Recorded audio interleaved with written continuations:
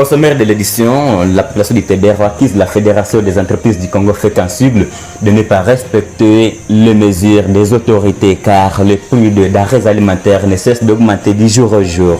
Vous écoutez la meilleure radio de la bande FM. Les examens grande session des épreuves nationales exétants se déroulent sur toute l'étendue de la République démocratique du Congo.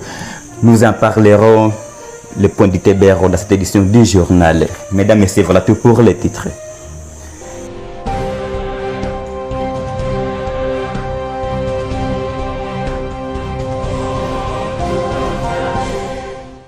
Encore une fois de plus, bonjour. La population du Tébéro réclame l'opinion nationale, provinciale et locale de venir la RTCO Tébéro en aide car aujourd'hui, la radio ne fonctionne plus comme auparavant. Ça n'arrive même pas à émettre en Pango et aux alentours du Tébéro. Écoutez ici les habitants au micro de la RTCO. Mazuri ya RTCO yenye tunaona hapa kwetu Tébéro. L'importance de la RTCO ici à Tébéro, c'est de nous avoir informés. On donne les informations qui circulent partout dans le monde. Et ensuite, ça nous encadre, nous qui sommes jeunes. Il y a le studio ici, il y a la radio qui nous encadre, nous jeunes du Tébéro. Quand la RTCO est arrivée à Tébéro, on écoutait la radio. Mais à Isangi, en Pango, on écoutait la radio sans problème. Mais aujourd'hui, la radio ne reste qu'avec l'importance de mettre au centre du Tébéro. Notre recommandation aux autorités qu'ils nous apportent est notre émetteur pour que nous puissions encore écouter les informations qui circulent partout dans le monde. 92.5 MHz. Le début des épreuves nationales des examens d'état grande session se déroule sur toute l'étendue de la République démocratique du Congo, particulièrement à Tébéro, secteur des Bakano, territoire de Walikale, province du Nord Kivu. Selon les élèves finalistes du centre de l'Institut Tengeneza du Tébéro, dans le secteur Bakano, qui porte le même nom du secteur, témoigne que les épreuves se sont bien passées. Je vous propose d'écouter les finalistes au micro de Mapenzi Mouanoula. Bien sûr, nous avons déjà fini au travail, les examens.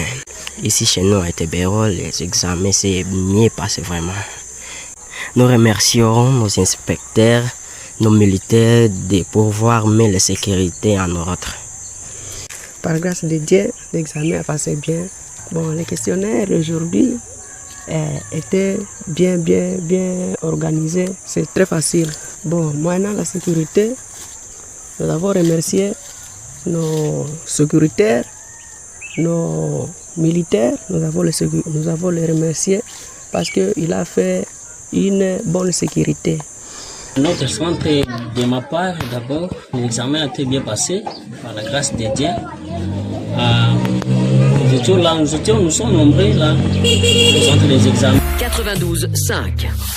Mesdames, Messieurs, tel que je vous ai toujours dit au sommaire, la population du Tébéro accuse la Fédération des entreprises du Congo FECANSUGL de ne pas respecter les mesures des autorités territoriales pour la structuration des produits de première nécessité à diminuer les prix. Selon nos sources, affirme que la population continue à acheter 4 gobelets de farine pour 2000 francs, tandis que les autorités avaient dessus d'eux pour 6 gobelets. Les habitants demandent aux autorités de leur venir en aide pour régulariser cette situation. Il est ici au micro de votre radio témoignage. Oh, unajua kama community inalalamika mara nyingi ile haiwezi kosa musia, ile kopo ine 2000 francs kupata ile 2000 francs ni nguvu. Sherti tulalamike bo viongozi ya sistemi ya kusema tu bili huko bama nyingi toka kule Walikale ya kusema teno bashushe chakula, bashushe bei ya chakula. Bakuwa bakapita mwingine bakasensibilize na bakatuma kama polisi kusema mwenye batakuta iko nauzisha kopo ine ku 2000 francs boba alifikisaka kusema omwe kuwe kopo 6 2000 francs. Et pour clore, mesdames et messieurs, l'inspecteur Kachiraki Sawilu, l'inspecteur chef des centres des épreuves nationales Exeta 2026, dans l'Institut Tengeneza, assure la bonne sécurité des examens d'État auprès de l'ANR, FARDC, PNC et des Ouazalendo dans le secteur des Bakan au territoire de Walikale. Selon lui, il confirme à toutes les couches une bonne sécurité. Kachira Kisawili au micro de la RTCOA. Donc nous savons que la sécurité est assurée puisque ceux qui sont en train de travailler à Itebero sont des militaires du gouvernement. Donc ce sont des FARDC, il y a les Wazalendo, donc ce sont nos militaires. Il n'y a pas à nous inquiéter, les apprenants sont calmes, partout ils sont dans des maisonnettes. Et nous sommes calmes, il n'y a personne vraiment qui nous a intimidés même en cours de route. Donc nous sommes tellement bien, nous savons que les épreuves vont très bien se passer.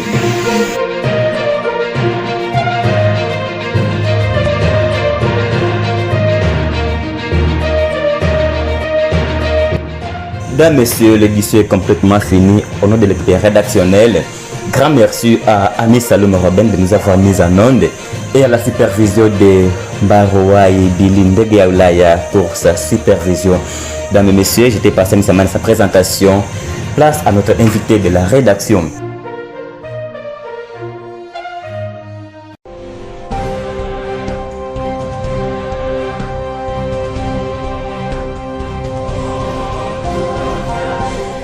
L'invité de la rédaction, mesdames et messieurs, sera le directeur de la radio RTCOA. Celui-ci nous parlera de l'évolution de la radio et de son fonctionnement ce dernier temps. Bonjour, monsieur. Ah oui, bonjour, monsieur le journaliste. Moi, je réponds au nom de Akilimali Bengana Billy. Je suis membre de cette communauté d'Itebero, en bref. Bon, nous entendons que c'est le directeur de la radio RTCOA Itebero. Vous pouvez nous en parler sur l'RTCOA Itebero, s'il vous plaît?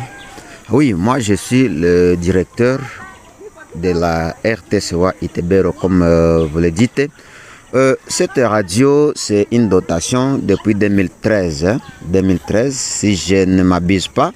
Une dotation de l'ex-honorable Élisée Mounembe. Elle fut la députée nationale dans la circonscription électorale de Walikale. À cette époque-là, elle venait visiter sa population et elle a fini par doter cette radio à la communauté. Depuis lors, la radio restait chez nous et jusqu'à présent, on est là. Je viens d'apprendre que la radio émettait bien et son signal arrivait presque à Isangi, Mpango et consorts, mais aujourd'hui la radio n'émet que dans le centre du Itebero. Vous pouvez nous en parler, quelle est la cause, s'il vous plaît? Ah oui, la radio aujourd'hui, c'est avec une très très faible puissance parce que ça peut émettre uniquement à Itebero et ses périphéries. Cela est causé par beaucoup de défis. Vous savez, bien avant, il y avait un grand émetteur d'à peine 600 watts de puissance qui a débuté avec cette radio.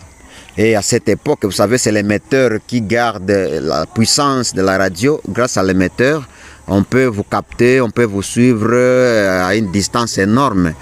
C'était un émetteur vraiment bien conçu, original, qu'on nous a doté. Mais malheureusement, cet émetteur est bousillé depuis longtemps. C'était un émetteur qui était tant aimé, tant apprécié par la communauté parce qu'on nous suivait même à Isangi, à Chabunda, quelque part à Bukavu Kassié, on nous suivait même à Bujumbura, à Kisangani Makiso. Nous avions des feedbacks de partout, très loin depuis Itebero. Mais c'est ce qui faisait la fierté de notre radio à l'époque. Mais parce que l'émetteur a été bousillé, abîmé, brûlé certains éléments là-dedans. On a essayé de réparer, mais ça n'a pas tenu. Et c'est pourquoi la radio aujourd'hui est en train de travailler avec un petit émetteur, raison pour laquelle on ne peut pas nous capter de part et d'autre comme il se doit. Et que pouvait être votre recommandation vis-à-vis de cette radio qui envoie des disparitions aujourd'hui? Bon, moi-même, j'aime trop cette radio. J'apprécie que la radio soit à la hauteur de couvrir une grande zone communicationnelle ou informationnelle. Vous savez, nous n'avons pas de moyens, nous, comme journalistes. Si nous en avions, on allait vraiment acheter un émetteur de qualité. Un émetteur de qualité. Par exemple, les démarches que j'ai faites, je me renseignais le prix des émetteurs et on nous a donné les prix des émetteurs de qualité. J'ai informé aux autorités, à certaines autorités, aux sociétés civiles, aussi les chefs des secteurs, que moi, je me suis renseigné sur les prix de l'émetteur. Ce qui peut changer la qualité de cette couverture qui est aujourd'hui médiocre, c'est l'achat d'un nouveau émetteur à mesure, un émetteur de puissance qui peut nous aider à couvrir notre rayon d'action, monsieur le journaliste. Et si je vous suivais bien, qui par exemple, qui pouvait être votre dépôt que vous puissiez acheter cet émetteur-là? Bon, je pense, nous voulons assez que la population locale d'Itebero se constitue un comité à travers la société civile, à travers les autorités locales, les autorités politico-administratives qui nous suivent. Nous avons les secteurs, nous avons ici la société civile, son comité, nous avons le président de la jeunesse, tout ce monde-là, y compris nous, comme directeur de la radio, qu'on puisse se mettre ensemble, définir les moyens auxquels nous pouvons nous procurer un émetteur. Un émetteur ne vaut à rien si et seulement si nous pouvions être ensemble et conjuguer dans le bon sens, voulais-je dire. Vraiment, on doit nécessairement se procurer un émetteur de qualité pour couvrir notre population. S'il vous plaît, monsieur le directeur de la RTSO Itebero, la RTSO vous remercie. C'est à vous de vous remercier, monsieur le journaliste.